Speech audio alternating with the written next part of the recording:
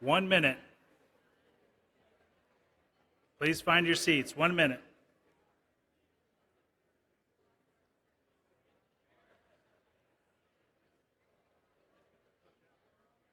Hey, Commissioner.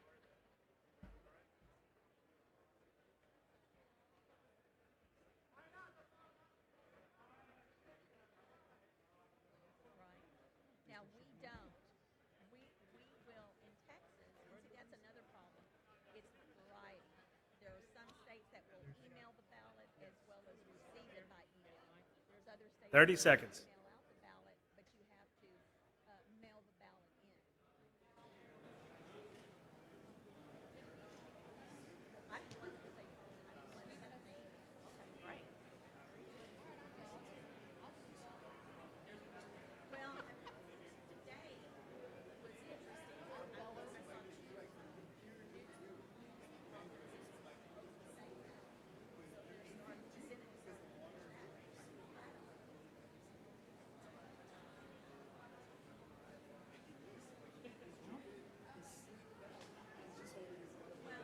Good evening. Good evening and welcome to the Congressional District 34 debate hosted by your Nueces County Republican Party and the Coastal Bend Young Republicans.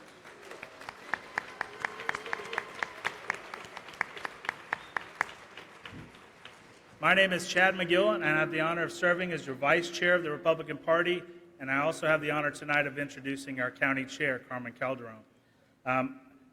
There's nothing I can really tell you that you don't already know about our County Chair, Carmen, but he assumed the County Chair position in April 2023, and for those of you who have seen exponential growth in your Republican Party in Nueces County, please a round of applause. That work comes from all of us, precinct chairs, the Republican clubs, all of the different volunteers, and a lot of that comes from servant leadership, a leader who actually works with people, listens to them, understands what their needs are, delegates quite well, but at the same time leads with a purpose. And so with that, I'm very honored to give you our moderator for the evening and host, Chairman Carmen Calderon.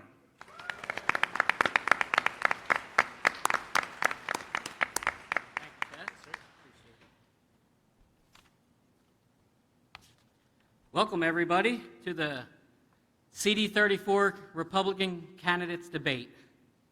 One of these 5 candidates tonight is going to be our next congressman.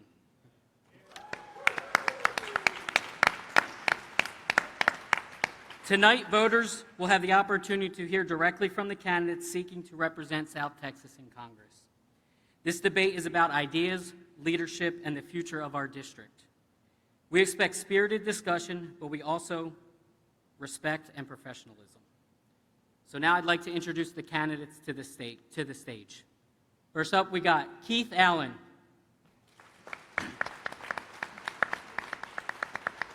Greg Kunkel. Myra Flores. Eric Flores. Luis Ponteo.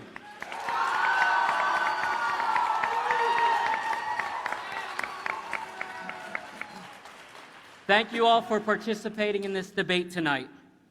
And as we start most of our events, I would like to welcome Pastor Tariq Whitmore to the stage for the invocation.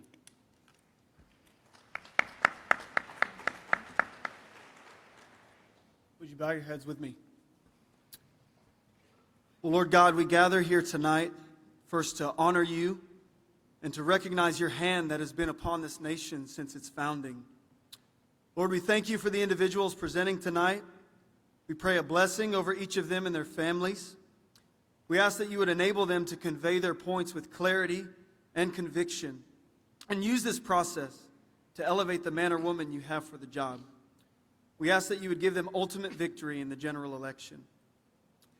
Lord, through the prophet Jeremiah, you rebuked the leaders of ancient Israel, stating, "Those who handle the law do not know me." Well, we declare that that will not be the case in this hour. We pray that those who handle our law would experience a rich relationship with God and receive all wisdom and insight to govern in the fear of the Lord. Lastly, we thank you for the privilege of living in this great nation. We bless this nation. We bless the state of Texas, and we bless District 34. We pray all these things in the mighty name of Jesus. Amen. Amen. And now please stand as our SREC members Chuck Burnett and Royce Albrecht lead us in the pledges.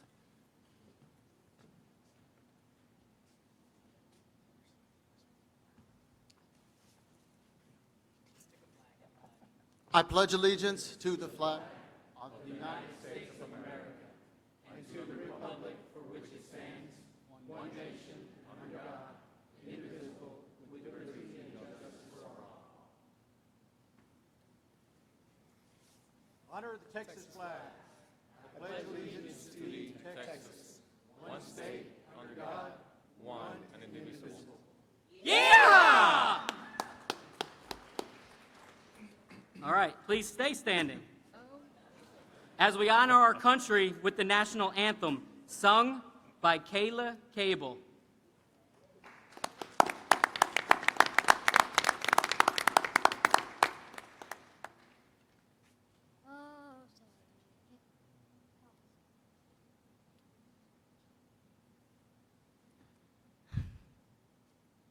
Oh, say, can you see by the dawn's early light what so proudly we hailed by the twilight's last gleaming, whose was stripes and bright stars through the perilous fight.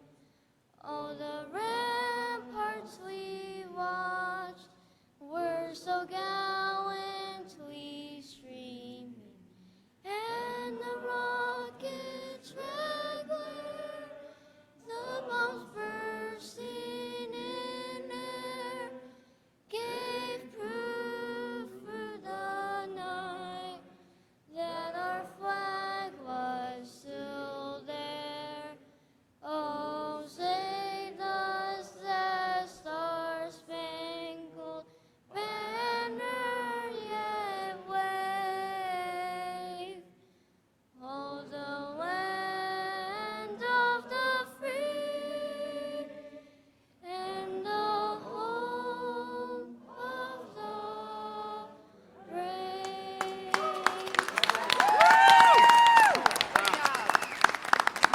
Great job, Kayla.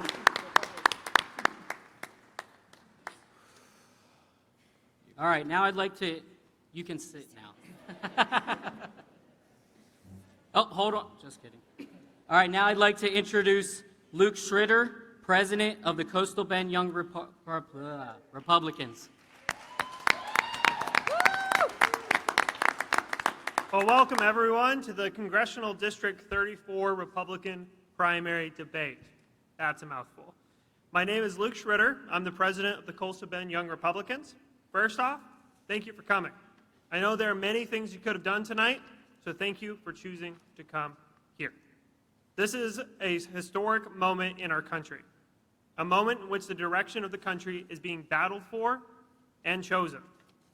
Tonight, you will have on display the effectiveness and command of each candidate vying to represent the Republican Party in District 34. The person you choose to send to the general and then to Washington will have a tremendous position to influence the direction of this country.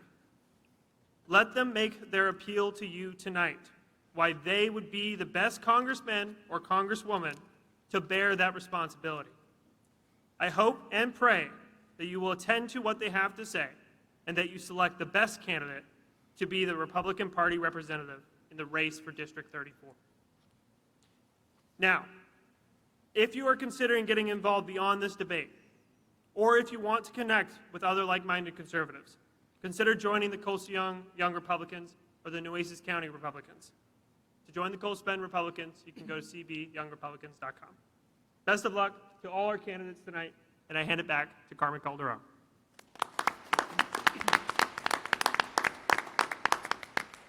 Thank you. All right, so before we begin, I want to thank our partners and sponsors who made this debate possible.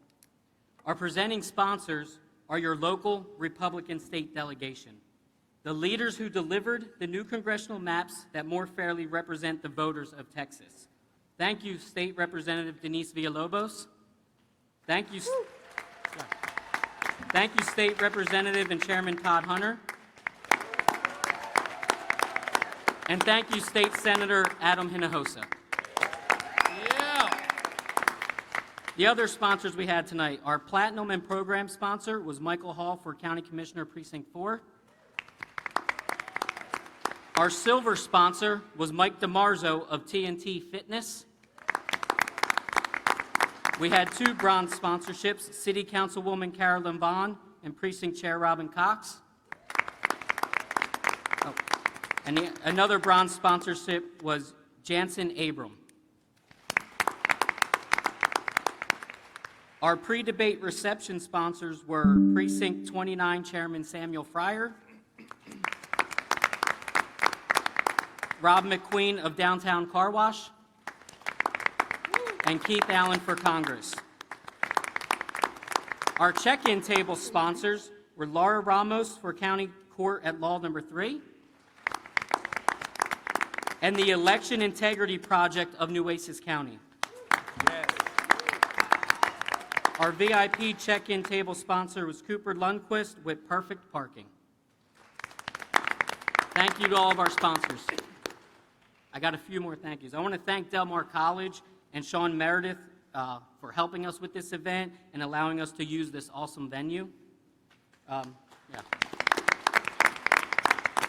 Our debate committee, who worked lots and lots of hours putting all this together.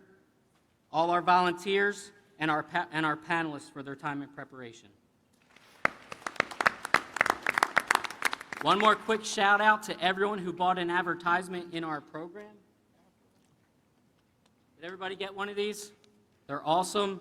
They got some cool articles in there by your Republican leaders and lots of advertisements. So make sure you look through it and support all the advertisers.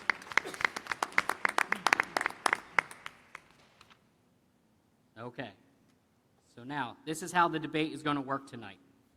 Each candidate will get an opening statement for 2 minutes. Each question, they will get 90 seconds to respond. There's a rebuttal rule. If a candidate is mentioned directly, it's up to my discretion whether to let the other candidate respond, up to 30 seconds. Each candidate before the debate tonight was given 2 extra time cards. If they're passionate about one of the questions, they can use their card to add 30 seconds to any question, their opening statement, or their closing. And closing statements will be 3 minutes per candidate. So my role tonight is to keep us on time, ensure fairness, and maintain respectful exchange of ideas. We welcome respectful applause and positive interactions from the audience. However, we will not tolerate heckling, shouting, or any form of disruption during the debate. Anyone who disrupts will be asked to leave. And we do have law enforcement officers here protecting us. Give it up for our law enforcement. Woo!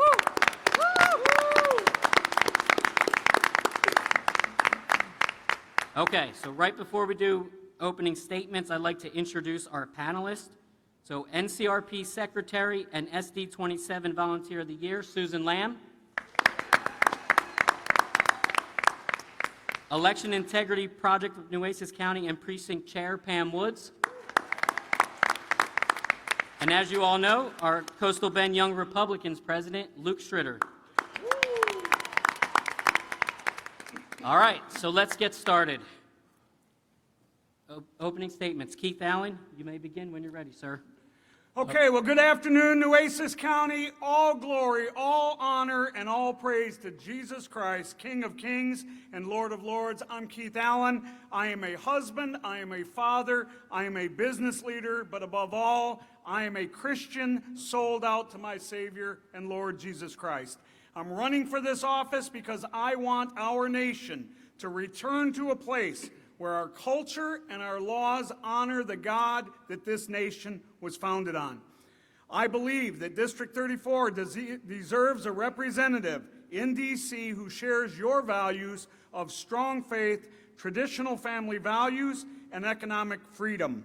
Prior to running for Congress, I spent 30-plus years as a senior leader in the retail sector. I've run several multi-million-dollar markets, and I know how to run a business, and I know how to stay on budget, something our country has failed to do for a long time. Like the rest of you, I'm tired of the national debt that's out of control because our government is too big and too involved in our lives. I'm disheartened by the godless culture that our nation has fallen into. For several years, God prodded me into running and getting involved, but I resisted. I said, Lord, I'm not a politician. But on the 13th of July last year, I think most of you know that date, while listening to President Trump during his Butler, Pennsylvania rally, when that bullet rang out, and I saw that man bleeding and standing up and throwing his fist in the air saying, fight, fight, fight, I felt the Spirit of God was speaking to Keith, saying, Keith, when are you going to get in the fight? Nueces County, I'm in the fight now, and I humbly ask for your vote. I promise to represent you with integrity, to fight for you, and to honor God in every decision and influence I make. Now let's get to work.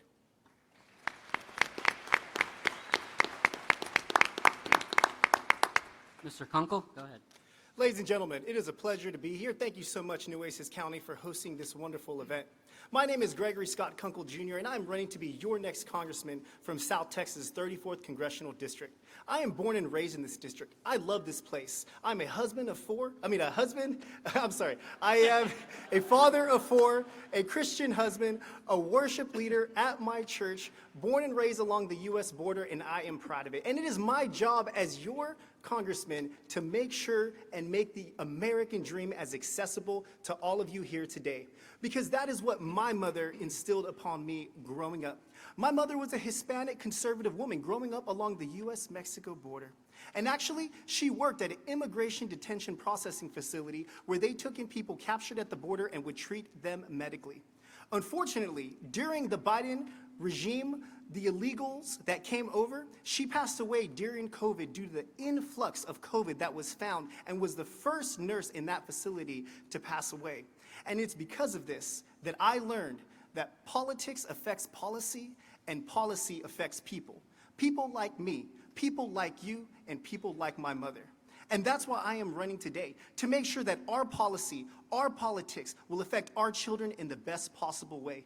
Jobs, innovation, energy, water for our children and their children, acting with a vision and a plan for the next 25 years. Because our current leaders have failed to do that, ladies and gentlemen, and that is what I offer you today. I call it Vision 2050, a plan for the next 25 years encompassing job, water resources stewardship, closing our border, helping our farmers, making sure that we have a place with Christian conservative values and a country that stands by that faith.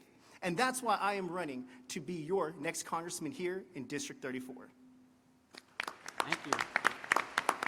Myra Flores.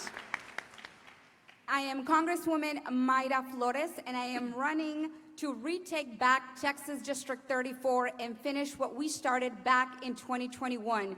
I served under the worst administration, the Biden and Harris administration.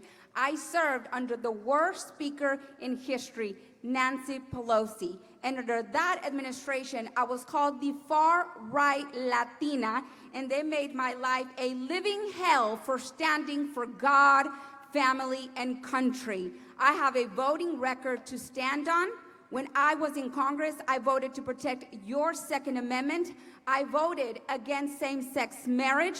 I voted to protect the sanctity of life. Under the worst administration, I voted against the open border administration. I voted to put Texas District 34. My vote was the America First. Under, again, the worst administration. Nancy Pelosi not only tried to embarrass me by pushing my daughter on the day I got sworn in, but she didn't embarrass me. She embarrassed herself and the entire Democrat Party. I will always be proud of my daughter for standing up that day, but she stood for all of us on that day. So I'm here to ask for your support, to give me the opportunity to finish the work that we started back in 2021. A lot of people say, Myra, you've lost twice. Why should we vote for you? When I got elected, the district was a Biden +4. When I served, during the time that I served, they redrew the lines and made my district a Biden +17, meaning that Biden had won my district by over 17 points, made it 4 times harder for me to get reelected. I fought in 2022, I fought in 2024, and I lost by 2 points in a district that Biden had won by 17 points. Now that the lines have been redrawn, a lot of people want to take the opportunity to take this district, but no one has worked harder than Team Myra in Texas District 34. So we will finish the job that we started. Thank you so much. God bless you, and God bless the United States of America. Eric Flores. Ladies and gentlemen, thank you guys for being here, and thank you to Chairman for such a great event, and as well as the Nueces County Party for putting on this great event. Tonight, I'm here to ask you for one thing, and that is for your trust to serve this great nation once again, just as I have over the past 15 years. I've served this country with integrity, with honor, leadership, not in words, not by campaigning, but in action. Tonight, you're going to hear plenty of rhetoric about Make America Great Again and America First. Here's the difference. I didn't discover those principles during a campaign. I lived them in service to this country for years, and that's why President Donald J. Trump endorsed this campaign. President Trump endorsed me because of my service to this country for over a decade, in uniform, in the courtroom, and on the front lines, as an operations officer on Operation Guardian Support, as a judge and a prosecutor locking up some of the worst criminals. And if you support President Trump's agenda, let me tell you, when I get to Congress, we're going to take it to a whole other level. South Texas and the Coastal Bend area does not need or does not deserve career politicians. It deserves leaders who have stood the watch, carried real responsibility, and know how to fight for results. But above all, I am a follower of Christ, husband and father of 2 beautiful children, Elena Grace and baby James. Everything I have done in service for this country has been about strengthening border security and ensuring criminals are put where they belong, in prison, and to deport those who have been illegally present. Service does not come from slogans or ideas for me. It comes from results. And I have delivered results for this nation time and time again. That's why I am running. That's why I am here. And with faith in God and confidence in our mission, I'm asking for your trust once again to serve this nation with integrity and with real leadership. Thank you, and may God bless America and each and every one of you here tonight. Thank you. Luis Montero. I just want to first acknowledge my wife and my girls. I see only one. Somewhere is the other one. Love you. That's the reason I'm here, for each one of you and the future of our children. My name is Luis Buentello, and I am your last remaining candidate that has make a living and raise a family right here in Corpus Christi, Texas. Just look around our community and the prosperity that followed hardworking congressmen that represented this district that lived right here in Corpus Christi. From I-69 to the Channel Improvement Project to the new Harbor Bridge, all made possible because we had resident congressmen that fought for the prosperity of this district right here at home. As you may know, I already spent 12 years working in Congress, not as a lobbyist, but serving South Texas families at the district office. While others are trying to figure out the system and how it works, I already helped hundreds of constituents in our district. I helped veterans get their benefits with the VA. I helped senior citizens with problems with Social Security, and families to go through the federal bureaucracy. Washington is a dark place, and your heart needs to be in the right place. You need to have that integrity. So that, I am grounded in faith, family, and accountability. I'm not going to compromise my integrity, not for a vote, not for power, not for anyone. This race is not about who speaks the loudest. It is about who's prepared, who has proven leadership and experience, and who can be trusted to fight for South Texas. Experience is not something that you learn after you get elected. Experience is something that you bring with you. Thank you for being here.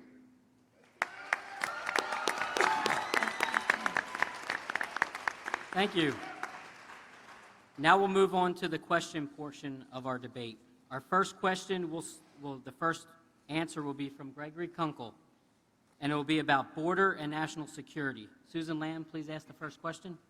Congressional District 34 sits at the center of the border crisis. What specific policies will you support in Congress to secure the border, and what are your views on legal immigration, including how the system should function, who should qualify, and what changes, if any, are needed? Thank you for the question.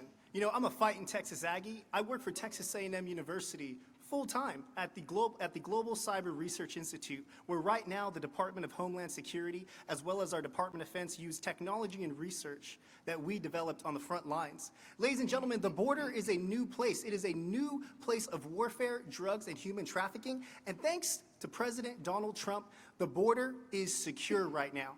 I've been calling for the militarization of our border for the last 4 years, and through the President Trump administration, we have seen the military go on guard. We have seen increased Border Patrol resources with the big, beautiful bill, increased technology, because that's what the cartels are using. They're dropping drugs using drones, and we now have the funding, the technology, and innovation to counter that.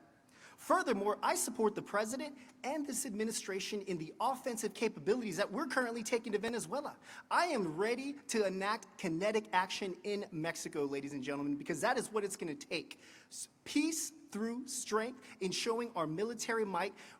And ladies and gentlemen, we need to disincentivize illegals from wanting to come. The Biden administration had an app that gave them directions and application. If we get into their minds and disincentivize them from wanting to come, they will not make it a demilitarized zone just like we have around the world. We can prevent and completely secure our border. Thank you. Myers next. Getting President Trump reelected was a top priority for me in 2024. That's why I was the only one in the stadium that actually helped him get reelected, traveled with him to swing states, spoke at his rallies, because I knew that he was going to be the only person that was going to enforce the laws and secure our borders. And he's done a tremendous job. I mean, God bless President Trump and this administration. Our borders are secure. Now, we do have a lot of work to do. But the work that he has done, I mean, is just remarkable in 1 year. But that is why, for me, it was a top priority to get him back into office. But legal immigration is the only way. If you cross illegally into this country, you should never have a path to citizenship. You want to become an American citizen, you come here to the United States, but you do it the right way. You do it the legal way. So I support President Trump's administration right now with these massive deportations. They're just enforcing the laws. If Democrats don't want them, don't want ICE, God bless ICE, right? I mean, they're doing God's work at this moment. And so if Democrats don't want ICE to do their job, why don't they change the law? They're just playing politics with the American people. Because ICE and the administration is only enforcing the laws that are already in place. President Trump has not put in place no new law. They're just enforcing the laws. And that is why, for me, it was a top priority to get him reelected back into office. Thank you. Perfect. Eric Flores. Yeah, great question. If we look at it, there is no longer a border crisis on the southern border anymore. And thank God for President Donald J. Trump, the men and women in Border Patrol who I'm endorsed by, HSI, and everybody else who enforces those immigration laws. We are now at a 50-year all-time low of apprehensions. But what does that mean? These drug trafficking and illicit organizations are starting to move and diversify their portfolio. What are they doing now? We're seeing an uptick in drug trafficking. We're seeing an uptick in people trying to smuggle fentanyl and poison our communities, which means they're killing Americans at a rapid pace. We need to continue. The border is secure. We need to make it more secure. And people that we are deporting, they need to leave with a criminal conviction. As I was a prosecutor, I would say we build their resume so when they come back, there's much more teeth to it. Now, when I get to Congress, I will champion what I call the Front Line Act. And the Frontline Act. As a former federal prosecutor prosecuting under the Otto Penn failed Joe Biden administration, we were lucky to dismantle the largest human smuggling organization. What I want to propose is the Frontline Act, which gives federal prosecutors and federal agents every single power and discretion to dismantle these cartel and human smugglers. At the same time, our immigration system is broken. We are seeing fraud with H-1B visas. We can no longer incentivize that. And we are seeing countless fraud with our asylum systems. We need to fix it, we need to reform it, and have clear pathways. Luis Mateo. Thank you. In Congress, I will support policies that enhance border security with technology and also provide more support for our CBP officers on the border to stop drug and illegal and human smuggling. Our immigration system, as it's been said, is broken. Yes, it needs to be reformed. We need to improve it because right now, as it is, it takes a long time to get sometimes people processed here. And the reason is because of the available visas that we have every year. By statute, we allowed 1 million people to come legally to the U.S. So we need to improve that. We need to improve work visas. You know, ask Michael Miller or people that are in the construction industry, the struggle that they have getting people to work for them. It is hard. It's not easy. And that affects our local economy as well. We need to attract skilled workers to come and help us support our local economy. So on our national security, you know, we have our military bases right here. And that's extremely important for us because they are strong supporters and strong economic drivers for our economy. So in the last week's event, we had an event in South Padre Island, and they asked a very good question, which is committee preferences, which is extremely important. What committee preference you would have. So I was the only one who said, I like to be in the House Armed Services Committee. Of all the candidates, I was the only one. Why? Because I know Corpus Christi, I live in Nueces, and I know the importance that NAS Corpus Christi and NAS Kingsville and the impact that they have in our economy. So for that reason, that was one of my priorities to be in that committee. Thank you.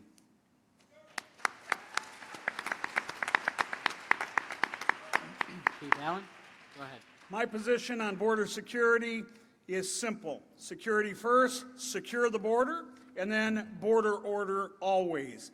On security, first, we've got to finish the mission started by the One Big Beautiful Bill. That means ensuring that the $46 billion that was just approved through this bill reaches the places all the way down through Cameron County where we do have gaps. On deportations, I believe we now have a border that is secure for the most part, but we have millions and millions of people in our country that are dangerous. I support these deportations. I also think these people not only should be deported, I think it should be a felony. Right now it's a misdemeanor. I say that should be an automatic felony, and you're never welcome back in our country again. But I do want us to go further. When I look at our immigration system, we currently have, as one of my colleagues here said, we have 800,000 to 1 million people that we're allowing over our borders every year, and it's based strictly on family relationships. We are in a different world. We need to have an immigration system that is based on the labor needs of our country as well as the skills needed in our country. I would advocate for that. I would push for that as your next congressman for District 34. Thank you. Thank you. All right. Our next question is on election integrity. This question will start with Myra Flores and Pam Woods. If you could ask the question, please.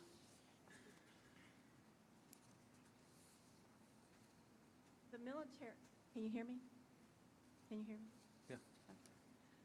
The Military and Overseas Voter Empowerment Act of 2009, which is known as the MOVE Act, was intended to expand voting access for members of the military and U.S. citizens living overseas.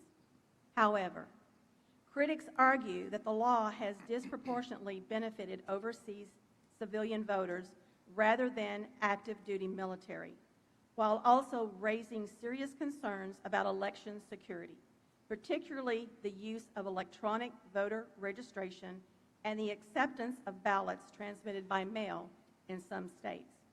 As a member of Congress, would you support reforms to federal election law that clearly separate military voting from overseas civilian voting, strengthen verification and vetting of overseas voter registrations, and prohibit the electronic transmission of ballots?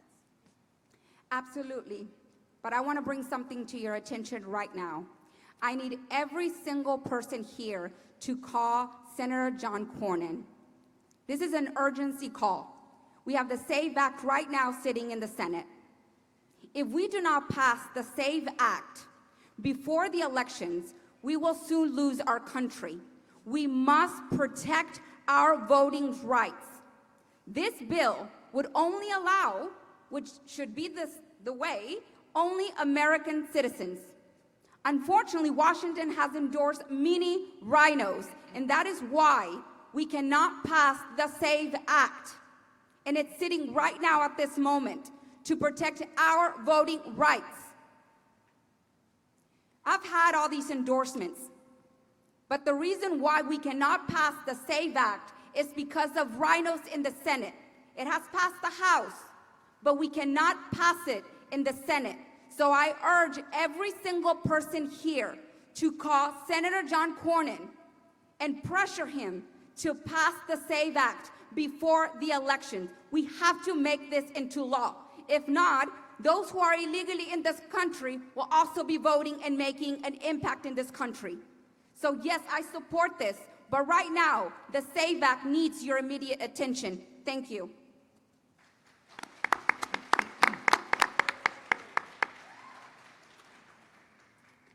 Pamela, thanks so much for the question. So absolutely, yes, full stop, would be supporting this. Let me tell you why. As a former service member, they deserve a voting system that is secure, that is reliable, and designed uniquely around their needs. The original intent of the MOVE Act was to protect the voting rights of those in uniform and the Americans legitimately living overseas. However, over time, it's been watered down to some of those folks that you mentioned, and we do not need that. We need to understand the service members' unique with deployment, with Operation Tempo, and everything else, and make sure that it is secure electronically, because we all know that it's susceptible to hacking and things like that. Election integrity and voter access are not competing values. We can and we must protect both. That starts with stronger verification standards for overseas voter registrations, clear proof of eligibility, and regular audits. Do not support the electronic submission of ballots, including by mail, because it creates unacceptable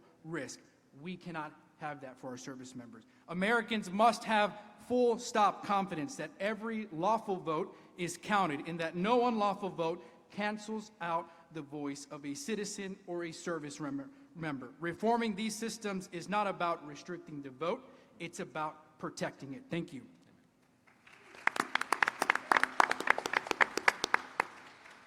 Thank you. That's a great question. And yes, I would support common sense reform to federal election laws because protecting the vote is not a partisan issue. It's a foundational issue. First, we have to separate military voting overseas from the regular civilian overseas. Our military, they operate under unique conditions, combat zones, deployments, and classified facilities. Their ballots should be treated and handled under clear and dedicated rules. Second, we got to strengthen verification and vetting process overseas. The right of vote is a sacred right, and it is only given to U.S. citizens. Third, I will never support voting systems that transmit ballots electronically.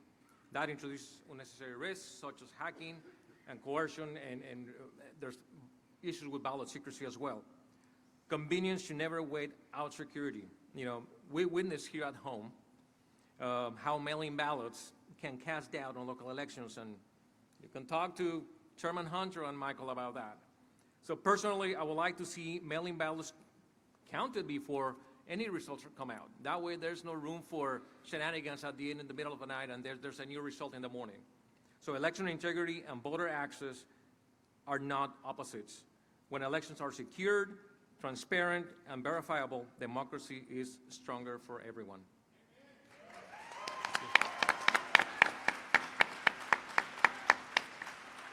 Our military members put their lives on the line to defend our democracy, so they should not have to fight the bureaucracy to participate in it.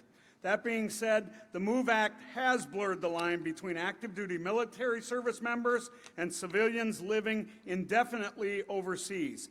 As your congressman, I would support 3 reforms. 1, separate military and civilian voting streams. I support the current PROVE Act. It's an act that's going through Congress right now, which currently prioritizes the expedited handling of military ballots, just like the MOVE Act did, but while at the same time it requires overseas citizens to provide the same proof of residency as you or I have to. Right now, there's a loophole there. Second, we must prohibit the electronic transmission of ballots.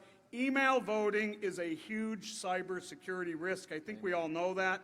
I will fight to prohibit electronic return of marked ballots for all citizens and move toward a voter verifiable paper audit trial for everyone. And finally, we should strengthen verification under the SAVE Act that my colleague mentioned. We want to ensure that only U.S. citizens are on their rolls, but even without that, we have the SAVE Act database, and we can use that to cross-reference these our overseas residents. We can cross-reference them to make sure that we have integrity in our process. Thank you. Thank you for the question. You know, it's great to see former Democrats praising election reform. And you know, being from South Texas, we have a lot of illegal election actions, and we need to go to Congress and change those right away. Of course, in the Biden administration, we saw highly irregular voting tendencies, and again, candidates on this stage praising that election with Kamala Harris.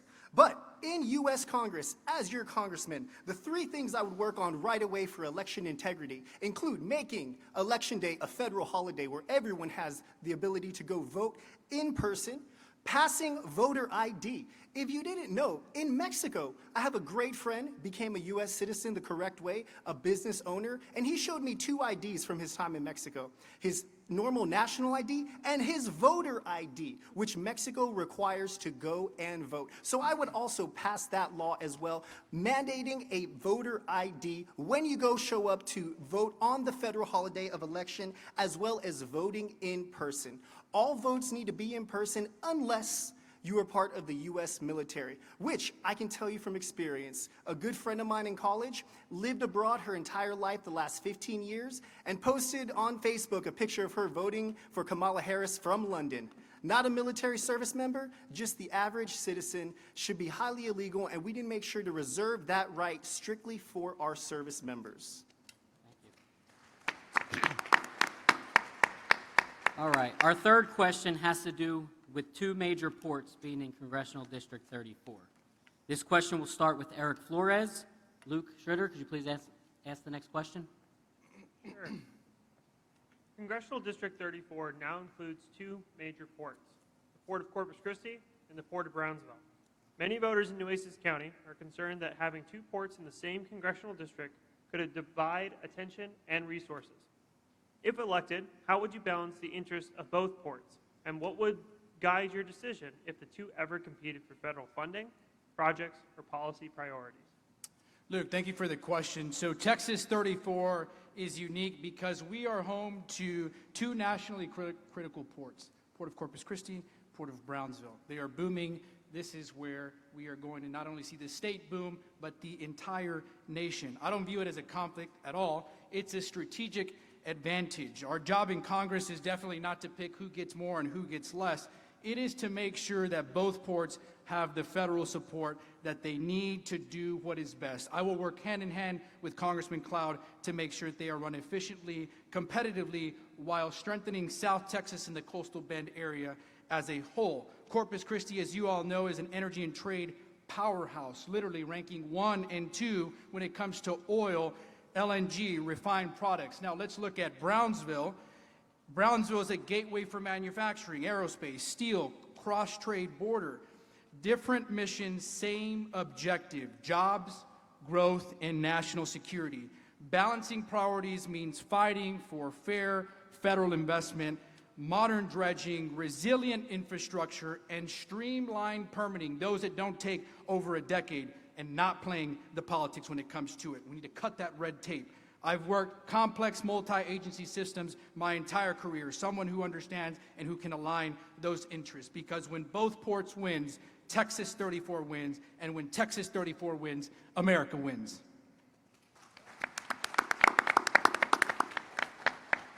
Oh, we need to reset the timer. You didn't use your extra 30 seconds. Did you mean to do that? I did. No, but you... Oh, perfect. All right. All right. All right, let me take that back. Sorry. Luis Thank Monteo, you. go ahead, sir. Yes, that's a great question. How do you divide that? It's just very simple. What is the national interest and what is the strategic value? We need to look at that at all times. Why? Because we need to have our national security. That's a prime thing to do, and we also need to have energy independence. You got to measure that. Secondly, what is our return on investment for taxpayers? You know, we got to see what is the economic impact is going to be and what is going to be the job creation for the region as well. So number 3 is regional collaboration and not competition. It is being said that if you want to kill a community, stop any collaboration, and that community will die soon. So I'll be guided by data, transparency, and what's best for South Texas. Not favoritism, not political favors. And I'm going to disagree a little bit with Eric, because you do advocate for projects in Washington, D.C. You know, I remember when Blake was fighting for that channel improvement project. In 2018, it was not given to Corpus Christi. It was a project on the Army Corps of Engineers data was given to South Carolina. So yes, you have some say, you advocate, and you fight for your district. Thank you. Thank you. Keith Allen, go ahead. Okay, I may use my extra 30 here. I'll start with just 2 quick stories because it's interesting. We do have to acknowledge the question. I met with a group of pastors, I don't know, 2 months ago down in the valley, and they had a question for me at the end of the meeting, which was, hey, if you're a congressman for 34, which port is most important to you? I met with 5 pastors up here in Nueces County. A month after that, same question. If you're our congressman, which one are you going to prioritize? I agree with Mr. Flores down here. This is a strategic advantage. We should be looking at this district as the energy industrial powerhouse of the world. I mean, when you think about what's going out of our ports right now, yeah, you have the steel, the ag down in Brownsville, but you also have next decade liquid natural gas opening next year. They will be exporting 5% of the global LNG. Global. Plus you had 88 billion go out of Port of Corpus Christi last year. We have a lot of leverage in Washington. I also agree with my colleague over here where he said, you know, you have to look at this as a business. So you look at a project, you say, which one is, what's the return on investment? And what are the national security implications? I believe most of the time we will have so much leverage in District 34, we should fight for it all, and I believe we would get our unfair share. In fact, I'll end it there. Thank you very much. So you're not using your phone. All right. I'm going to save it. Mr. Kunkel, go ahead. Ladies and gentlemen, the ports are very important. Of course, we all know this, but I ask you this question today. Can the port function without water for the future? Water in Corpus Christi. Actually, in South Texas, we are fighting the same battle. Even our farmers are looking for water. SpaceX is looking for water. And I bring that up because in U.S. Congress, the first bill and initiative I will work on will be bringing federal funding for water from Corpus Christi down to Boca Chica. Now, going on the topic of the ports, as a matter of fact, I am so excited as a homeschooling family and a homeschool father. Part of our science time is we go watch rockets launch from South Padre Island, SpaceX, and Boca Chica Beach. And if you didn't know, ladies and gentlemen, South Texas, District 34, has one of the only spaceports of 3 in the entire world, the other 2 being in the central Austin area. Yes, we have airports, marine ports, and now spaceports that are part of the future, part of my vision, and I believe South Texas will play a role in that development and in that growth. Now, even SpaceX to this day is fighting for water for their facility and their growth, and quite possibly the single largest company in the entire world is growing in this district today. So yes, I do have a vision for the future, a vision of both ports working together. We need water so that LNG and our commercial exports can continue to grow. I also see a vision of future spaceports, possibly in the Corpus Christi area, up and down the coast, because that's what Texas is doing. We are innovating, creating jobs. We are a powerhouse of energy. Nuclear energy is coming. LNG is growing in South Texas up to here, and now we are in the new space race. Make no mistake, we are fighting China to go back to the moon, to go to Mars, and it's happening from right here in District 34. We've beat them before. We've led the world in aerospace, and we will do it again, because that's what America does. We win. Thank you. Myra Flores, go ahead. Well, our ports will not be competing with each other. They will be complementing each other. And I will make sure that they strengthen the communication so that we both work together in making sure that they get the funds that is needed for both ports. I will not allow anyone to pin them and to compete with each other. That is not how we do it in Texas District 34. We will strengthen every single port in District 34. Thank you so much for mentioning water. Water is very important for both ports. I do want to thank President Trump for making this also a priority. The Agriculture Department also made it a priority by putting in place tariffs to Mexico to force Mexico to release water into Texas District 34, because under the Biden administration, they were not releasing the water that they owed to us. And we lost the sugarcane in South Texas, the last sugarcane that we've ever had in South Texas. And that was thanks to the Biden administration that did absolutely nothing to pressure Mexico. But President Trump, first thing he did was pressure Mexico by putting in place tariffs. And after what happened in Venezuela, I do not think Mexico wants to mess with the United States. So they just made an announcement that they will be releasing water into Texas District 34. I hope for Mexico's well-being that they actually keep their word and that they release the water that they owe to us. It's our water. And I hope that President Trump makes sure that they actually do it, because a lot of times they say one thing and don't actually do it. But as your next Congresswoman, I'll make sure that it gets done. Thank you. All right, before we move on to the next question, Eric Flores, you were mentioned. Do you want to? I'm good. You're good? All right. Go on to the next question then. Thank you. Our next question is about the economy and inflation. This question will start with Luis Benteo. Susan Lamb, could you please ask this question? Sure. For more than a century, U.S. monetary policy has been controlled by the Federal Reserve, which has drastically expanded the money supply, contributing to inflation and a weaker dollar. Families in South Texas are struggling with rising costs. At the same time, we are seeing the rapid rise of cryptocurrencies and alternative financial systems that operate outside traditional banking. As a member of Congress, how would you approach oversight of the Federal Reserve, and what role do you believe Congress should play in regulating or integrating digital currencies into the U.S. financial system? That's a great question. So Article 1, Section A of the Constitution grants Congress the authority to oversee the Federal Reserve because monetary policy affects every family, every paycheck, and every small business here in Nueces County. I believe in strong oversight of the Federal Reserve, not political micromanagement. The Fed must remain operationally independent, but not unaccountable. We need to have rigorous and frequent hearings to force the Fed to explain how their monetary policy affects housing costs, credit access, and regional economies, not just Wall Street. The Fed's job, the first priority is for them to have price stability and employment, not social policy or climate policy. Congress must reassert their role. The Fed should be transparent and focused. Digital innovation, should be free, secured, and American-led, not government-controlled.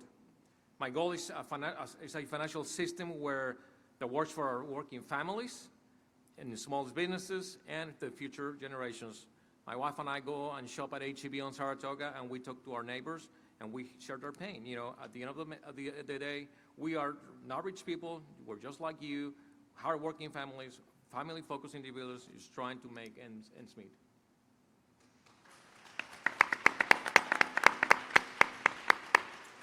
Keith Allen? Here in South Texas, just like everywhere else, we are paying the price for decades of easy money, printing money. The Federal Reserve has operated with too little accountability. As your congressman, I would expect and demand an era of oversight. First, we've got to audit the Federal Reserve. For too long, they have fueled the inflation by expanding the money supply without a check from the people's representatives. I will support, there is an act right now, the Federal Reserve Transparency Act, to ensure that every dollar printed and every policy shift is scrutinized to protect the purchasing power of families in this room. Second, we must embrace financial innovation. We can't fear it. I think a couple years ago with cryptocurrency, people were running away from it, but there was a Genius Act passed last year that guarantees that a digital dollar is backed by a physical dollar. We don't have that fear anymore. We should be about making the United States the crypto capital of the world. Lastly, I'm a hard no on any government central bank digital currency. I don't think we need bureaucrats seeing what we're doing with our money and looking over our shoulders. Yeah. Thank you. Greg Kunkel? Go ahead. Ladies and gentlemen, the Federal Reserve was originally put into place with a gold-backed standard, and I propose we go back to that today. If you have purchased any gold or silver or watching the price in the markets, gold and silver are at all-time highs, and that used to be the backing of the American dollar. But due to deregulation, the Federal Reserve no longer operates that way. Now, dissolving the Federal Reserve is a possibility, but I propose at first we doge it. Watching the Doge program go against our government, holding people accountable, holding government agencies accountable, the first thing we need to do is audit and Doge the Federal Reserve, open up the books, and see what's going on. Now, in terms of cryptocurrencies, Texas is leading the way with our less regulation, bureaucratic red tape, and we certainly don't need the U.S. government to get involved because the U.S. government is what's causing these problems. Overreaching spending by our government, increasing inflation, higher costs of eggs, milk, food, energy, our daily lives is because of the spending and overreach our government is doing. So thankfully, I'm encouraged to see the state of Texas deregulating digital currencies, opening the market, and I do predict that Texas will be a global leader in future digital currencies as we speak today. Thank you. Myra Flores? Go ahead. Well, as y'all know, Congress is the purse, and I'm sure that you do not trust Congress at this moment with your purse. So I do not believe in giving Congress more power. We need to give more power to you. We do not need Congress telling us what to do and how to spend our money. I believe in transparency, absolutely. I actually agree with my colleagues here, but no more power to Congress. We've given them enough power. Look, this is why this primary is so important. That's why primaries are so important. All this is great, but it will not pass if we do not have a solid House majority in November. But a House solid majority with solid Republicans with the backbone, not rhinos, that are going to side with Democrats. Because we already have one in South Texas. We do not need two rhinos. We already have a Republican in South Texas that votes many times with Democrats.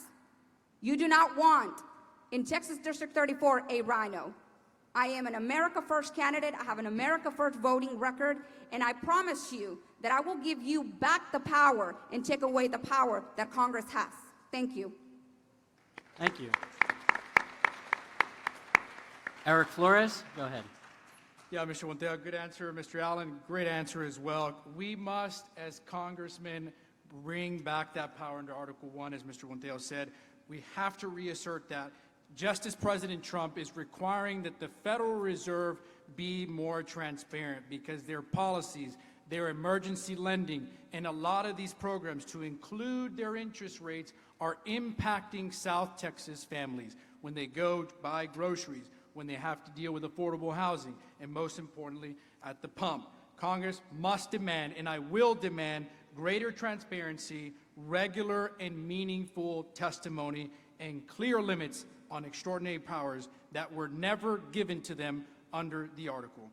On digital currencies, Congress must proceed with caution and clarity. Innovation should not be crushed, but it must operate within the rule of law. I firsthand, who tackled fentanyl traffickers, saw that many of these traffickers were using cryptocurrencies to buy the precursors. We cannot allow that.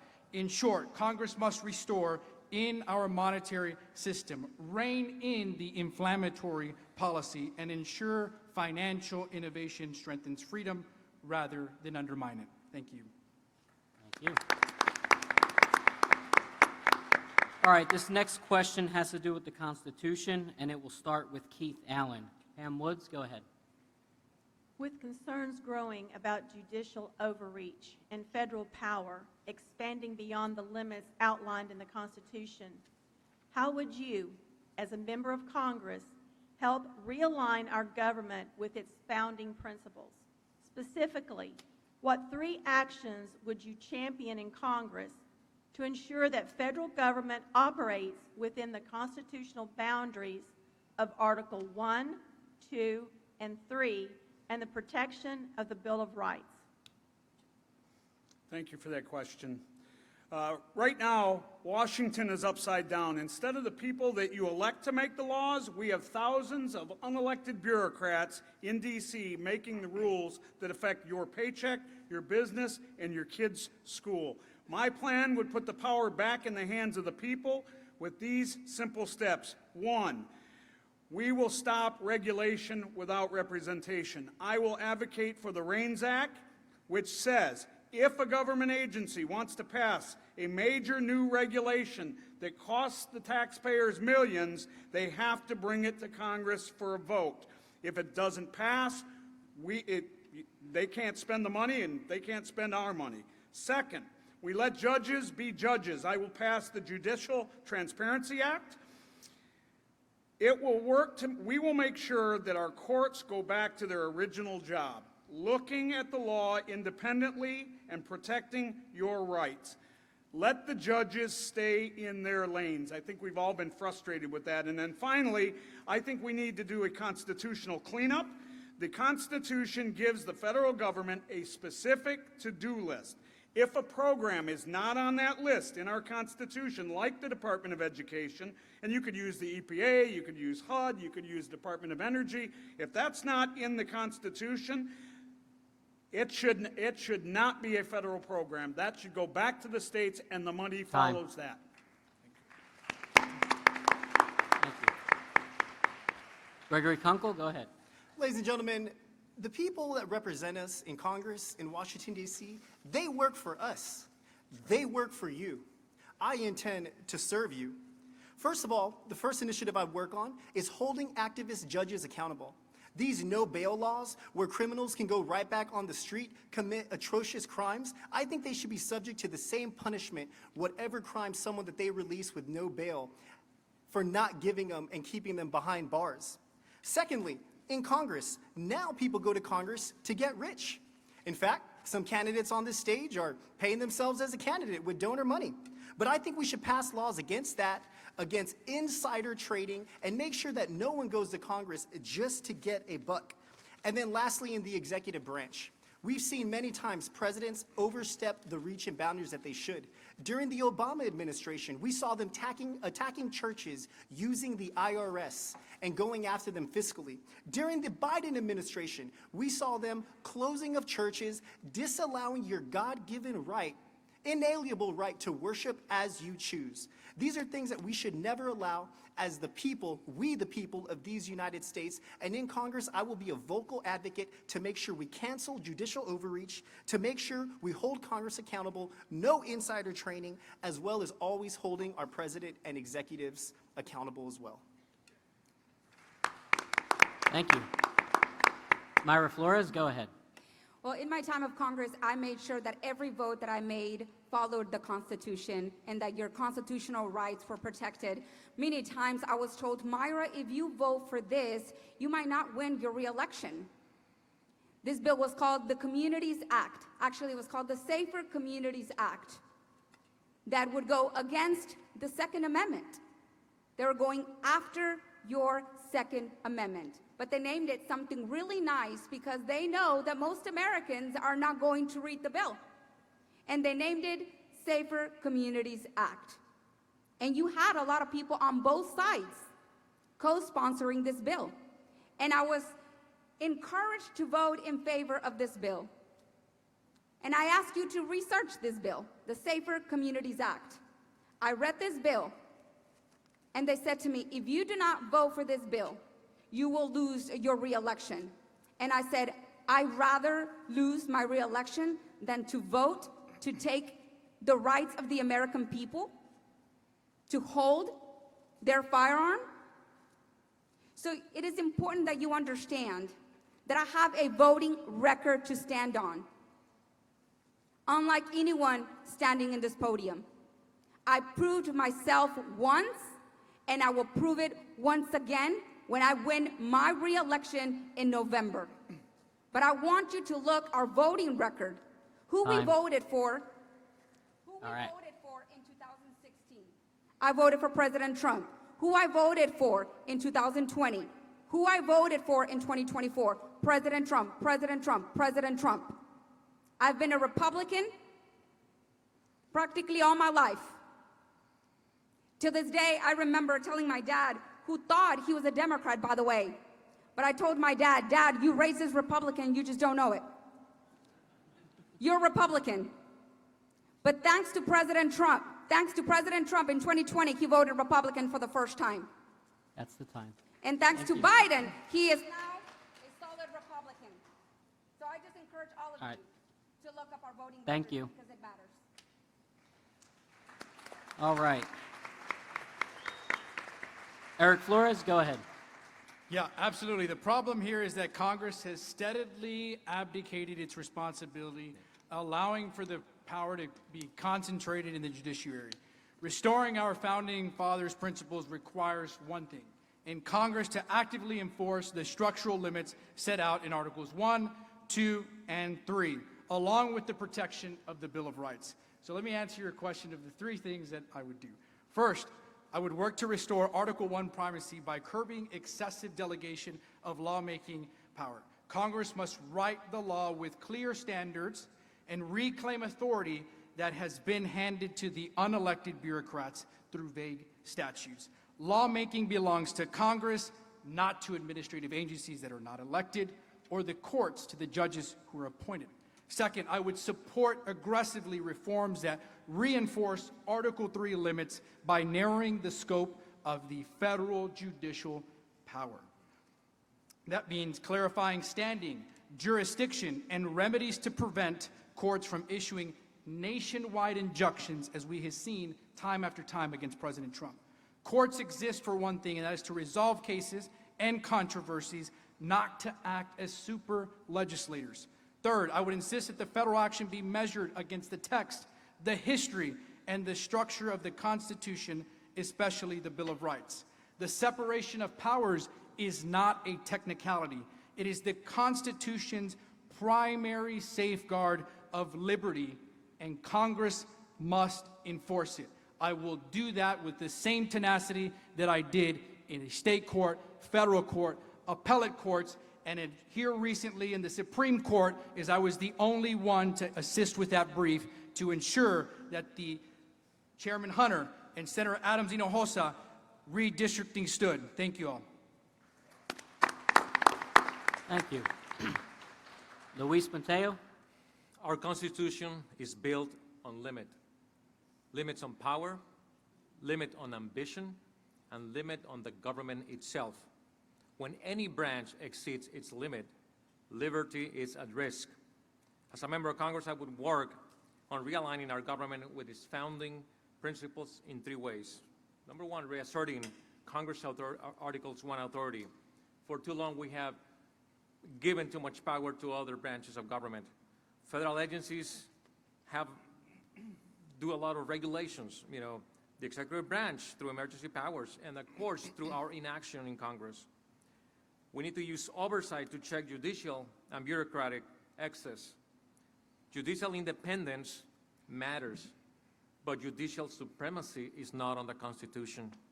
Congress has the constitutional tools, and it must use it responsibly. Oversight hearings to make sure and expose those people making policies from the bench. Jurisdiction clarity to ensure federal courts stay within the limits of Article 3. Local communities know their needs better than Washington bureaucrats. Our founding fathers didn't trust power, and neither should we. The answer to judicial overreach isn't chaos or defiance. It is a Congress that does its job. Respect the Constitution and restore the balance the framers intended.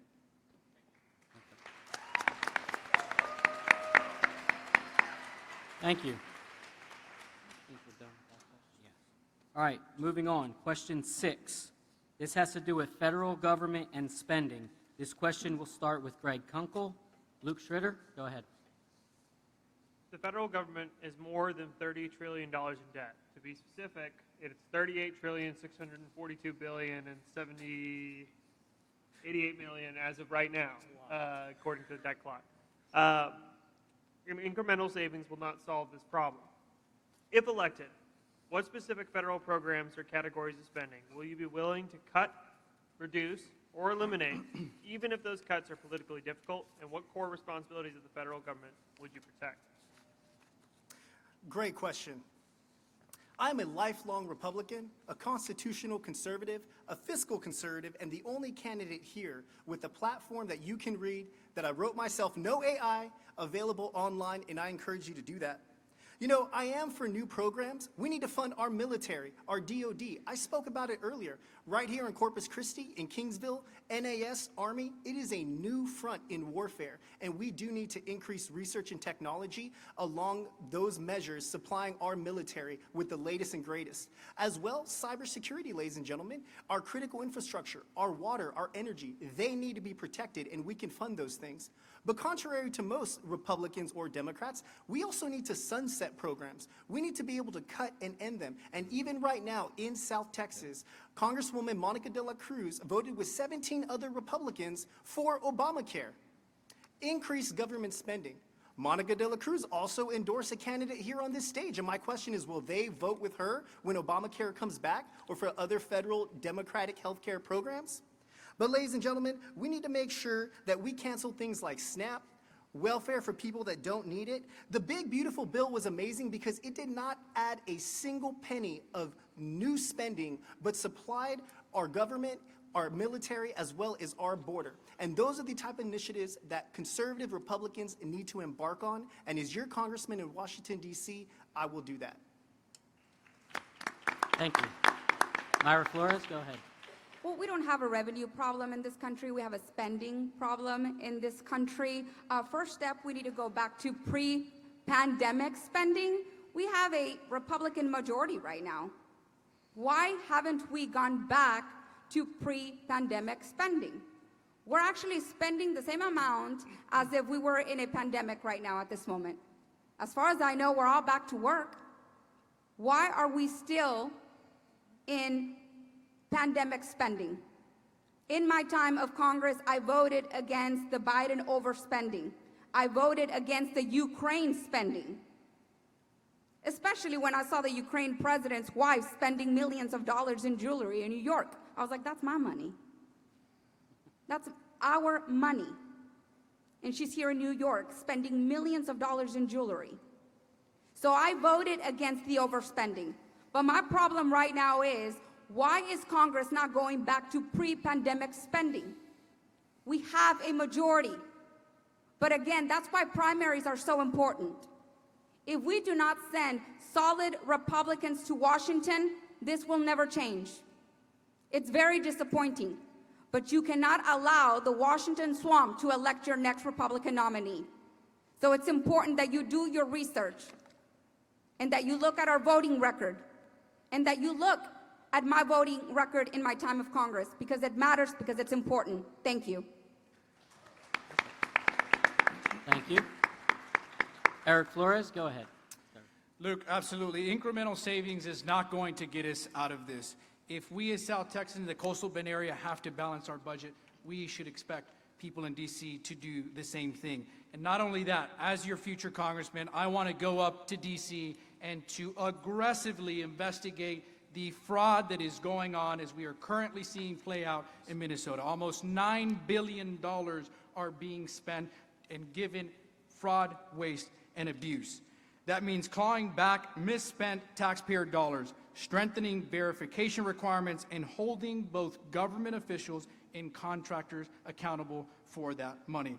Programs that cannot demonstrate results or prevent fraud should be reduced or straight out eliminated. I will also rein in bloated bureaucracies, roll back discretionary spending that has grown faster than our inflation, and corporate welfare that distorts markets, and eliminate ideological spending that does not advance our core national interests. At the same time, we must protect the federal government's essential responsibility: national defense, border security, public safety, caring for our veterans, and honoring our commitments to our seniors must remain our priorities. Social Security and Medicare should be protected for those who have paid into them, while aggressively rooting out fraud, waste, and abuse to secure their solvency. Thank you. Luis Monteo? Yeah, let me start with the things that I would protect: national security, border security, senior benefits. They pay into it. We must always honor what we promise to them. Care for our veterans, that's important. They sacrifice so much, them and their families. Infrastructure that moves our economy forward, such as a channel improvement project here in the Port of Corpus Christi, and critical energy infrastructure. Things to cut and reduce or eliminate: oh my goodness, waste, fraud, and abuse. As Eric just mentioned, what's happening in Minnesota with all these child care facilities, the abuse and the fraud that is happening there. There's a lot of duplicate programs across multiple agencies where we need to consolidate or eliminate overlapping grants where multiple programs chase the same people or same goal with different paperwork and different overhead. Foreign aid that does not serve U.S. interests, that's imperative. We also need to pass a law where we can balance our budget every single year. I'm not running to cut just for the sake of cutting. I'm running to stop Washington from spending like there is no limit. Thank you. Thank you. Keith Allen? I agree. We have a waste, fraud, and abuse problem and a spending problem. Our national debt, when you think of $38 trillion, we're spending $2 billion a day just on interest. That's $1 trillion a year. That's more than we're spending on our national defense. So what do you do about it? As my colleague said, you can't take a scalpel, you need a chainsaw, right? Here's what I would tell you. How do you address it? Number one, I think you continue to work the DOGE initiatives. I mean, just last week, there was another $180 billion that was found. 2 weeks ago, the Congressional Budget Office identified $500 billion, half $1 trillion in unauthorized spending. As your congressman, I would support the continued work of DOGE, and I think we have to, honestly, I think we have to escalate it. I would also advocate for the elimination of the Federal Department of Education. I know we've talked about that a lot, but we should take those billions of dollars The 10th Amendment says we shouldn't have it anyway. Take those billions of dollars, put them in block grants to our states. I can tell you this, the state of Texas would do a much better job of managing our money in our schools than our federal government. And then third, I'd say we need to exit the UN. I've said this for a while. This is nothing more than a global bureaucracy filled with a bunch of countries. Most of them don't even like us. Some of them hate us. We're sending billions of dollars to them, and the truth is it does not even fit the America First agenda. I am a no to any cuts on Social Security, on Medicaid, and I would protect our veterans' health, and certainly our ports and our national security. Thank you. Thank you. I think that was the last one for that question, yes. Before we move on to the next question, I just want to give a shout out to everyone watching online. We have over 60 viewers on there. And if you're watching online, go to nuecescountygop.com and sign up as a volunteer. We're going to need your help in the future for this election. All right, so the next question has to do with faith. This question will start with Myra Flores. Susan Lamb, go ahead. As a member of Congress, what role would your faith play in your decision-making, and what role should the federal government play in supporting families, faith-based organizations, and local communities without overreach? Well, I think that the reason why we're in the mess that we're in is because there's so many people in leadership, especially in the entire Democrat Party, has put God aside. And it is time to put God first, the center. And so in my time of Congress, I always made sure to put God first. My faith in God played a huge role. I wouldn't be here if it wasn't because of God.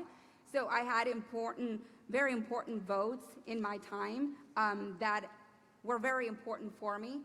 Because of my faith, I voted against same-sex marriage. Because of my faith, I voted to protect the sanctity of life. But I'll say this, something that I appreciated very much from the House Republicans, there was no conference that started without prayer. Every conference started with prayer. And Congressman Jody Arrington, in my time of Congress, took me to this area. Myra, if you ever have a difficulty voting for something and you need guidance, I'm going to show you something. And so he took me to this area of prayer for all members of Congress, so they could go and pray if they are having a difficult time making a decision. And so when making important decisions in voting, I would always go there and pray.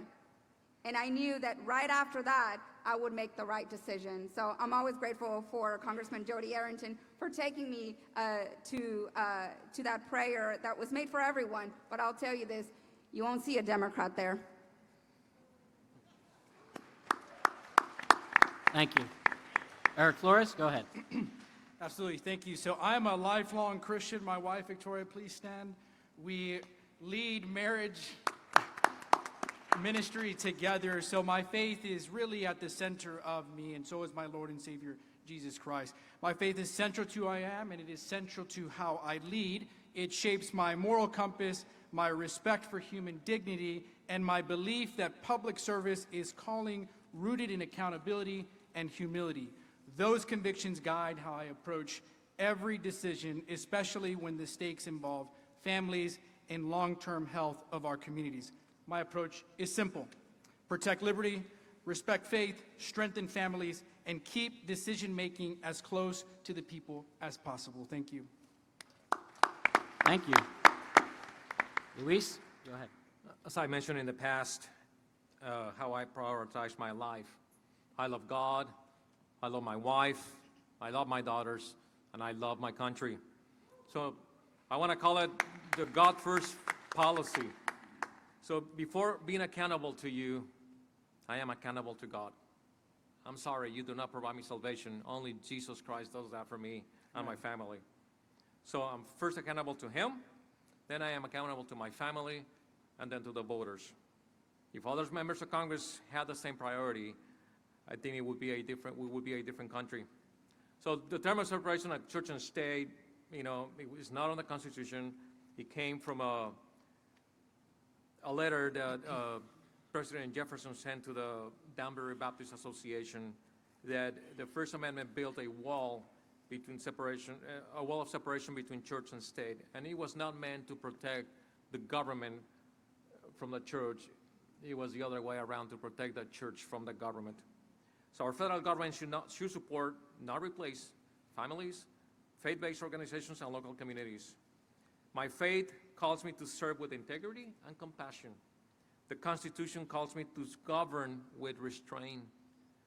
When government respects both, families are stronger, communities thrive, and freedom endures. Thank you. Thank you. Keith Allen, go ahead. As many of you know, I am a man of deep faith.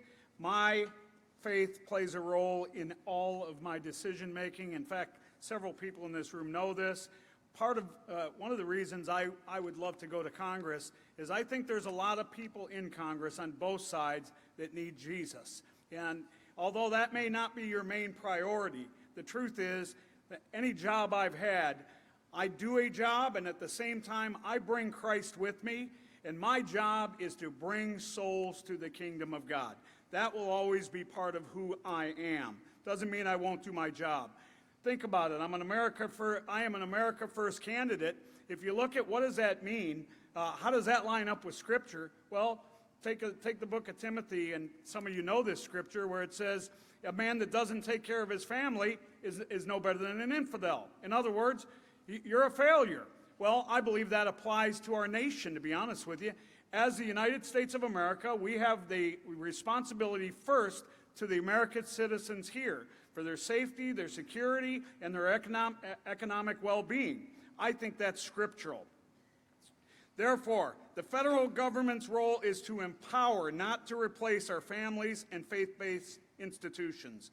As your congressman, I will champion the Families, Rights, and Responsibilities Act to provide a legal shield for parents against government overreach. I'm sure many of you have seen that. I'm sure many of you have seen the cases where a little boy, 6, 7-year-old boy, 9-year-old boy, goes to school. He decides he's a girl because he's having, some growth issues, and the schools will hide it from him and hide it from the parents. Next thing you know, 6 months later, that kid may be taken away from his family. I say we pass the Family Rights and Responsibilities Acts and get the government out of our homes. Our parents have the right to watch our kids' education, their health care. Thank you.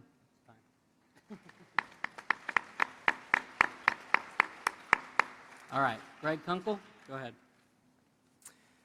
It's like the great President Ronald Reagan said, the scariest words an American can hear is, I'm from the government and I'm here to help. And as a father of 4, a husband of 17 years, a worship leader at my church, I am compelled by my faith in Jesus Christ, and it guides me every single day. I'm happy to see right now with President Trump and this administration, the most pro-life administration we've seen in the history of these United States, saving the most vulnerable, unborn children, thanks to our SCOTUS, our Supreme Court, and our president. And ladies and gentlemen, I think we need to take it upon the Republican Party to go even further. In U.S. Congress, I want to champion adoption reform because I believe every child, even an unaccompanied minor that's crossed our border, deserves and has the right to a mother and father. And I think that is the next initiative we need to take. In regards to overreach of our federal government, I want to see the government come back and get out of religious and educational institutions. As a homeschooling father, our founding fathers wanted limited government, and we have seen in our own home what our faith, our parents being the first teachers of our children, can do for our communities, what it can do for our nation, and we need to return to that standard, ladies and gentlemen. We need the government out of religion. We need the government out of our schools. The parents, the core nuclear family, a mother and father, is what has made this nation great and what will make it great again. And that is what I am running on in U.S. Congress, ladies and gentlemen. Thank you. Love your heart, bro. Okay. I want to thank all the candidates for pretty much staying on time. We're a little bit ahead of schedule, so we're going to squeeze in one more question, but we're only going to do 1 minute for this question, okay? I know you guys are probably getting tired out there. So anyway, this last question is again about election integrity. This question will start with Eric Flores. And Pam Woods, if you could ask the question, please. While federal law sets a single election day, some states accept ballots long after that day, delaying results and fueling public distrust. Would you support legislation to require that all ballots for federal elections, including mail-in, overseas, and military ballots, be both cast and received by Election Day, ensuring uniform rules and timely results nationwide? Absolutely, full stop. Our most sacred right that we have, besides the practicing of our faith, is our voting right. That is why my brothers and sisters in uniform, long time, have fought for that right. It is our most sacred right. We must protect it, full stop. So yes, we cannot be casting ballots and receiving them long after the date when they are due. Why? Because we need accountability. Not only that, I would take it a step forward and say that we need audits, day of audits. We should not be looking at the rolls way after 2 or 3 weeks, and we also need independent audits. We appreciate our election workers and our election judges, but at no cost, we should be working with our federal and state agents to ensure that our rolls are protected from beginning to end, to ensure that every vote is protected and not unaccounted for. Thank you. Thank you.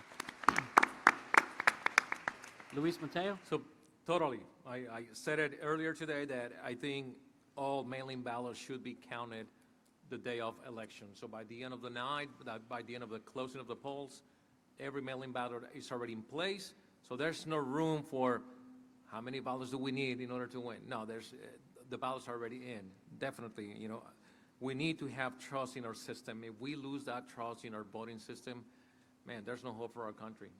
I came from a country where elections are decided even before the election day. They know who the winner is going to be, and that's Mexico. It's no surprise to anybody. So yes, definitely I will support that, and even go beyond that. I think that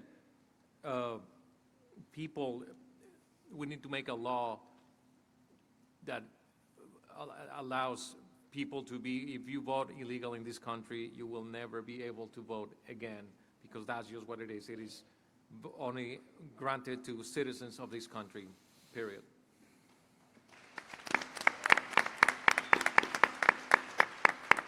Keith Allen? Go ahead, sir. This question has come up quite a bit this last year. A lot of different conversations I've had, and there's always somebody that says, well, you can't do it because of this, you can't do it because of that. Here's what I would tell you. There's a lot of things I like about President Trump. But maybe the thing I like the most about him is you never hear him say, we can't. It's, how can we? And I think we've got to figure this out. I think not only do we want single-day voting, I think we also have to have all paper ballots. Get rid of the machines. All paper ballots, one-day voting. Other countries are able to do it. If you ask President Trump, I bet you he'd tell you we can do it. Thank you. Greg Kunkel, go ahead. Yes, I agree. And ladies and gentlemen, just like we spoke of earlier, to increase election integrity, there are certain steps that we need to take. First of all, I maintain creating a federal holiday, giving every single person the ability to go vote. No more your job getting in the way. No more you didn't have the time throughout the day. A federal holiday will ensure the time available to every American citizen. And speaking of American citizens, voter ID, that is what is necessary, what you should present. I fully agree with paper ballots as well, and not to mention the chain of custody. What we have seen in inner cities, ladies and gentlemen, is the chain of custody of those ballots, of those machines being broken, not investigated, not audited, and we need to make sure that we hold all voting officials accountable. And actually, from a Republican perspective, it's because we have not had enough engagement with the voting judges. Democrats have historically, especially along the U.S.-Mexico border, taken those roles, and Republicans need to become more active on voting day. Thank you. Myra Flores, go ahead. Absolutely, and I agree with my colleagues, but again, I want to urge all of you to call Senator John Cornyn. We passed the SAVE Act. A lot of these issues will be solved in the SAVE Act. It requires a voter ID. So if we do not pass the SAVE Act, eventually we will lose our country. It already passed the House of Representatives. There's no reason why it shouldn't pass the Senate. Why can't they put it to the floor. A lot of these senators say, well, it won't pass. I want to know who's going to vote against it. I want to know if my senator is going to vote against the SAVE Act. So put it on the floor. We want to see how these senators vote. We have to pass the SAVE Act. But we all here have an obligation to be more proactive. So I urge every single one here to call Senator John Cornyn, to call Senator Ted Cruz, and urge them to pass the SAVE Act before election so we can make it into law. Thank you. Thank you. And that concludes the question portion of our debate. We're going to move on to closing statements. I'm going to switch it up a little bit, though, since we started at this end for opening statements. We'll start at that end for closing statements. So, Luis Mateo, right. your 3 minutes starts. Go ahead. Thank you for the opportunity to be here tonight, and thank you to everyone who choose to spend your evening listening to us and caring for the future of our community. I believe without hesitation that God is not done with America, and I know for a fact that God is not done with South Texas. But let's be honest, what's broken in Washington didn't happen overnight. It happened because too many politicians see this job as a stepping stone and not as a calling. They pass through our communities, they make promises, they collect votes, and then they disappear. That's not who I am. I am the only remaining candidate in this race who's raising a family right here in Corpus Christi. A lot of you are my neighbors. My church is here in Flower Bluff. Pastor David, somewhere in there, is here. I've known a lot of you for over a decade. We saw the devastation that Hurricane Harvey caused in our neighboring communities. We are extremely concerned with the water situation that we're facing right now in our city. This is not a place I visit. This is home. When decisions are made in Washington, I don't think about the poll numbers or political consultants. I think about my daughters and the future that we're leaving them and the next generation. I believe God calls willing people, not perfect people, not elites, not career politicians, to stand up when the moment demands courage. And I believe He has called my family and me to take this step, not because it's easy, but because it is necessary. Trust in our government has been shattered, respect for the people has been lost, and faith in leadership has been replaced with excuses. I'm running to change that. Yes, I have a huge accent, but I do not think with an accent. Just remember that. My name is Luis Buentello, and I am asking for your vote, not just to win an election, but to restore character, accountability, and common sense in Washington, D.C. Give me the opportunity to fight for you, give me the opportunity to defend our values, and give me the opportunity to represent South Texas with the integrity it deserves. Thank you. May God bless you, and may God bless the United States of America.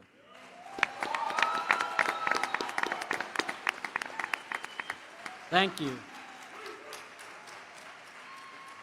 Eric Flores, your closing statement, please.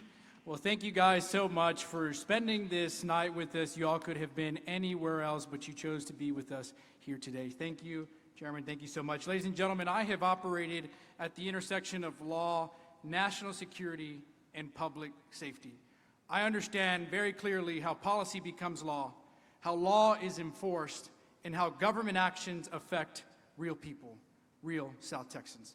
I've read the law, I've drafted the law, argued the law, and enforced it. That matters in Congress, where words on paper become consequences for families, communities, and this nation.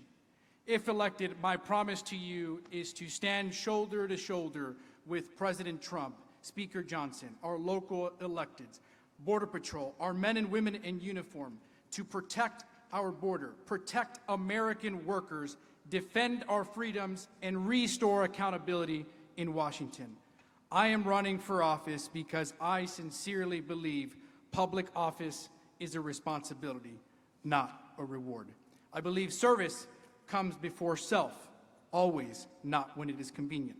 I believe South Texas and the Coastal Bend deserves a representative who has already proven they can lead with integrity and selfless service, honor, and pride for this country.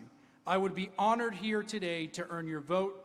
I would be honored to earn your trust and the opportunity to serve for you in Congress.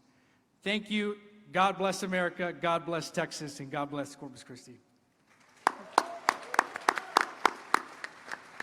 Thank you. Myra Flores, your closing statement. Well, together we're going to put the American people first. We're going to keep our borders secure. We're going to empower all hardworking Americans, and we are going to ensure the American dream for our children, grandchildren, and the future generations. I'm not from Nueces County. I graduated from San Benito, Texas. I became a respiratory care practitioner. But prior to that, I was a farm worker. I was a server. Many said, you don't have the qualifications to be in this position. Well, I'm here to tell you that the reason why we're in the mess that we're in is because we are not running our country. No disrespect for lawyers, but we got plenty of you.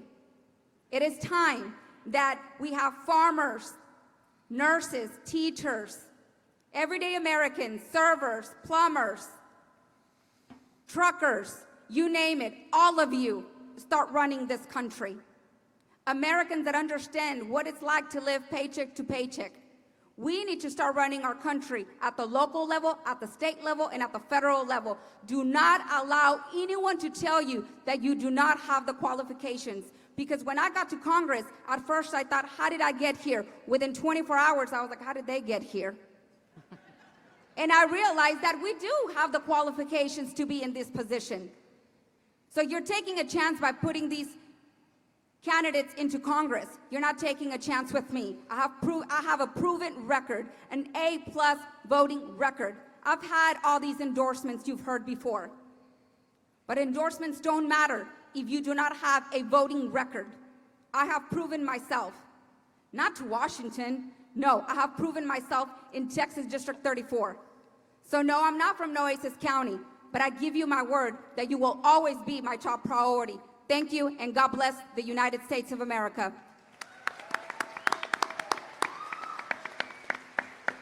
Thank you. Greg Kunkel, your closing statement, please. Ladies and gentlemen, this race is about defeating the current Democrat in office right now, Vicente Gonzalez, who has forgotten about our people, who has forgotten about water, who has forgotten about our children. And that's why I stand before you today, the only lifelong Republican born and raised in this district, along the U.S.-Mexico border, growing up in it. My mother's family from Mexico, my father's family from Indiana, like most of you here today, looking for and living the American dream. You know, the great General Patton said, give me an army of West Point graduates and I'll win the battle. Give me a handful of Texas Aggies and I'll win the war. And that's what I stand before you here today, ladies and gentlemen. A fighting Texas Aggie ready to go to Washington, D.C. and fight for you. The first thing I'm going to fight for is water for South Texas because our farmers need it. Our communities need it. You know, this is such a beautiful place. I fish these waters. I hunt these lands. I call it the Laguna Madre District because that is what we all share. And I do know that in bringing water and these resources, we need to protect our environment, protect our fisheries, our ecology. And I have the background, the schooling to balance that between business and industry that has made a beautiful place like Corpus Christi successful. But not only supporting our farmers, not only supporting our water, we need to protect our borders. We need to support our ports. We need new innovation and technology for the next generation of jobs. Cybersecurity, AI, innovation, robotics, drones being built right here in Corpus Christi for future Army use and deployment, because that is where the world is going, ladies and gentlemen. I love this place. We are not at war right now, and we don't need a soldier to go to office. We need someone that knows the background, the land, the water, and the space. And speaking of which, I'm excited to see the new space race, where right here in District 34, we are manufacturing, developing, innovating, and in a country where we were the first to step foot on the moon, we are working to do that again, beat China, beating Europe, being the first to Mars. American excellence. There was a time where many of you or your parents got to see those things. And I'm excited because my family, my children, they get to see them again. And we are doing that from right here in South Texas, ladies and gentlemen. So, as a fighting Texas Aggie, I ask for your vote on March 3rd. Born and raised in this community, along the U.S.-Mexico border, a lifelong Republican, conservative, Christian father, and to just remember to vote local, vote Kunkel. Thank you. Thank you.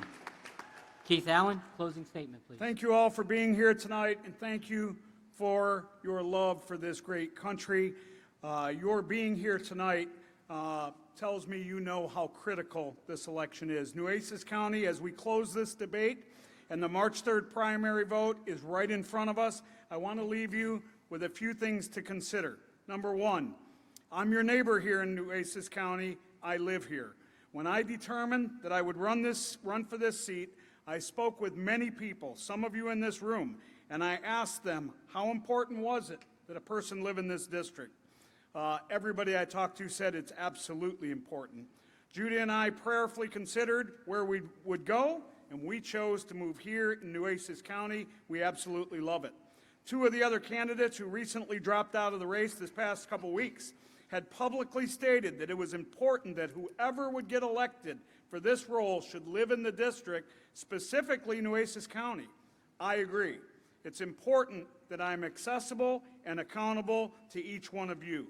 Number two, I am a lifelong Republican. I'm a little older than some of these guys, so I'm the 40-year Republican. In a time when it's common to have political crossovers and party switchers, I'll just say this.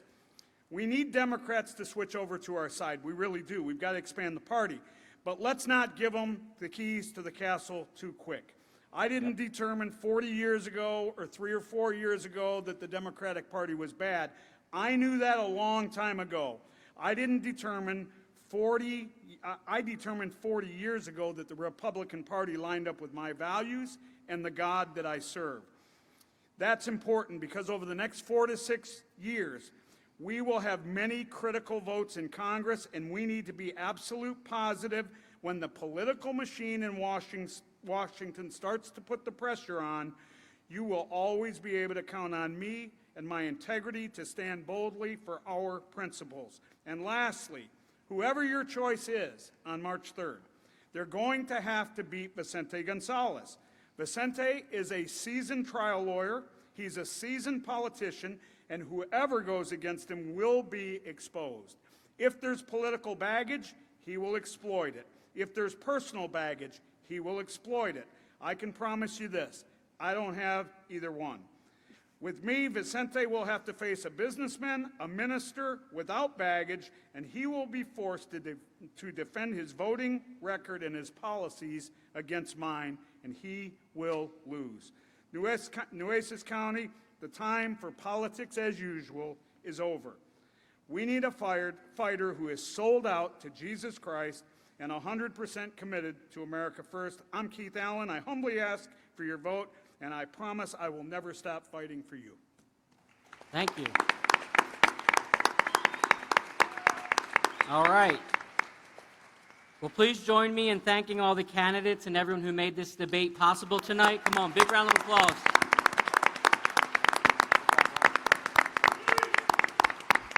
But most importantly, thank all of you. Thank you for being informed voters. Thank you for coming out tonight. I hope this debate helped you make your next decision on who will be your next congressperson. Have a great night. Thank you all.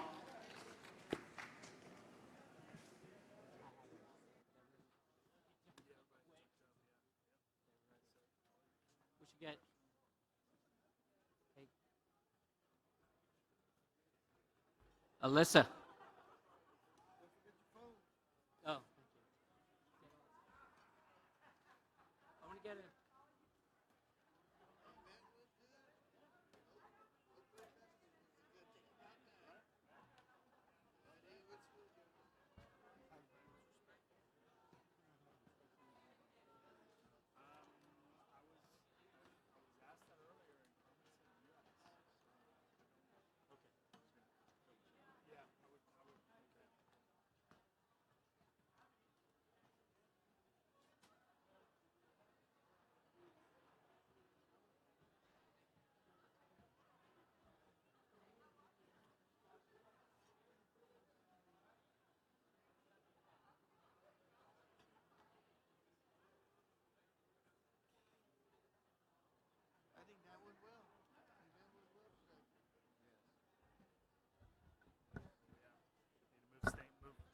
Move everything back.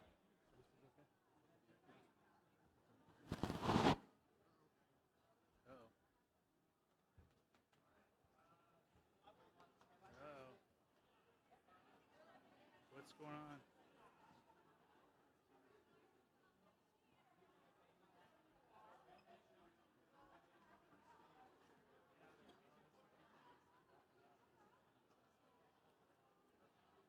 Yeah, I don't know who did that.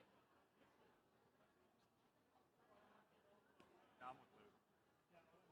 I was gonna say, I was like, we met before.